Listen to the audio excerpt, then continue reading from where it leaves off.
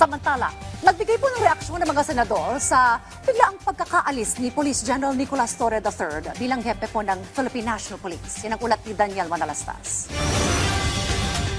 Iba-iba ang naging reaksyon ng mga senador matapos masibak sa pwesto si PNP Chief General Nicolas Torre. Sa nakuhang impormasyon ni dating PNP Chief at ngayon Senador Panfilo Lacson, umakto umano si Torre nang labas na sa kanyang kapangyarihan matapos niyang i-relieve umano si Police Lieutenant General Nartates. Kadalasan daw ang pagtatalaga sa mga miyembro ng PNP Command Group ay kailangan munang may basbas mula sa Presidente, NAPOLCOM o sa kalihim ng DILG. Nasa kamay raw ng Presidente ang pag-relieve kay Torre, pero importante anya ang maayos na transition.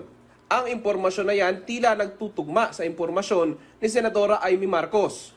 Hindi ko naman alam, magiging bilang anghel ako at nagpapaumanhin ako, wala akong alam. Ang alam ko lang, ang balita ko, doon sa mga appointment ng mga RD at iba pa, talagang hindi sila nakipagkonsulta kay Secretary John Vic. Hindi naman tama yun. Siyempre, may boss tayong lahat. Boss na si John Vic. Kung si Senate President Francis Escudero ang tatanungin, kinagulat din marahil tulad na madami, kabilang ako doon, yung pagkaka-relieve niya. Hindi ko alam kung anong dahilan. Sabalit may kapangyarihan ng Pangulo na gawin yun. Dahil serving at the pleasure of the President ang sinumang PNP Chief. paano naman ang moral ng kapulisan? Sana hindi maapektuhan dahil, again, serving at the pleasure of the President ang sinumang PNP Chief. Ang isa pang dating hepe ng PNP na si Senador Ronald De La Rosa, kinumpirmang humingi pa ng payo sa kanya si Torre nang magpunta ito sa Senado. At bagamat may sama ng loob sa sinibak na hepe ng PNP, galit ako na naawa ako sa kanya. Because I've been there.